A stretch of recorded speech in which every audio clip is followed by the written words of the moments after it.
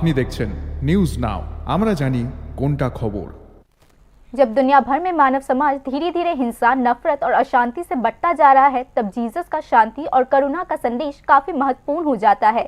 ऐसे समय में 2000 साल पहले जीसस द्वारा कहा गया शांति, प्रेम और क्षमा का संदेश न केवल एक धार्मिक संदेश है, बल्कि मानवता के लिए एक महत्वपूर्ण नैतिक रास्ता भी दिखाती है। पूरे देश के साथ साथ राज्य में भी क्रिसमस उत्साह के साथ मनाया गया। मूल रूप से जीसस क्राइस्ट के जन्मदिन को क्रिसमस के रूप में मनाया जाता है। अगरतला शहर में काशीपुर के मरियम नगर चर्च में इस दिन को धूमधाम से मनाया गया। जैसे जैसे दुनिया भर में युद्ध, सांप्रदायिक हिंसा, नफरत और भेदभाव की आग बढ़ रही है, 2000 साल पहले जीसस क्राइस्ट का शांति और प्यार का संदेश आज और भी ज्यादा जरूरी हो चुका है।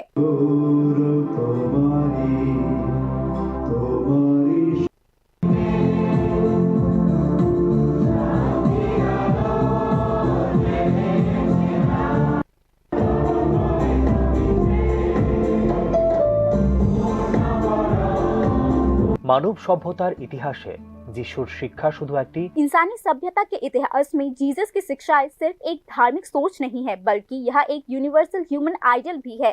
अपने जीवन और बातों के जरिए जीसस ने बार बार अहिंसा, माफी, दया और एक दूसरे के लिए प्यार की बात की है। जो तलवार उठाते हैं वे तलवार से ही मारे जाते हैं। यह कहावत आज भी लड़ाई झगड़े वाली दुनिया में एक गहरी चेतावनी देती है। जब राजनीतिक फायदे, धार्मिक बंटवारा या जातीय नफरत की वजह से एक के बाद एक जाने जा रही है, तो जीसस की यह शांति समझौता एक दूसरा रास्ता दिखाती है। আমাদের বড়দিনের প্রীতি এবং শুভেচ্ছা। আজকের এই দিনে প্রভু যীশু খ্রিস্ট মানুষ হয়ে জন্ম হয়েছিলেন, সেটার পার্বণ আজকে আমরা সবাই মিলে পালন করি। এই সুন্দর দিনে সবাইকে, আমাদের ভারত দেশের সকল মানুষেরকে, বিশেষভাবে আমাদের ত্রিপুরা রাজ্যের সকল মানুষেরকে, জাতি বর্ণ নির্বিশেষে সকলকে জানাই প্রভু যীশু খ্রিস্টের প্রীতি এবং শুভেচ্ছা। আজকের এই বিশেষ দিনে বিশেষ প্রার্থনায় কি রয়েছে এবং পার্শ্ববর্তী দেশ বাংলাদেশে যে পরিস্থিতি, সেই পরিস্থিতি কি কোনো প্রার্থনায় উঠে রয়েছে? আজকে আমাদের খ্রিস্টজাগের মধ্যে প্রভু যীশু খ্রিস্টের পবিত্র খ্রিস্টজাগ আমরা অনুষ্ঠান করলাম এবং সেই অনুষ্ঠানের মধ্যে আমরা বিশেষভাবে আমাদের পাশেই আছেন আমাদের বাংলাদেশের সকল মানুষের জন্য আমরা বিশেষভাবে প্রার্থনা করলাম এবং ভালোবাসা মিলনের মধ্য দিয়ে তাদের জীবন ভালো হয়ে উঠবার জন্য এবং সকল মানুষেরা একজন অন্য মানুষকে ঠিকমতো দেখাশোনা করার মতো এমন একটা অনুগ্রহের জন্য যীশু খ্রিস্টের কাছে আমরা প্রার্থনা করলাম। একতা, মৈত্রী, সেতু বন্ধনের মধ্য দিয়ে তাদের জীবন ভালো হয়ে উঠবার জন্য এবং শান্তির প্রতিষ্ঠা বাংলাদেশে হবার জন্য আমরা যীশু খ্রিস্টের পবিত্র নামে আমরা প্রার্থনা করি।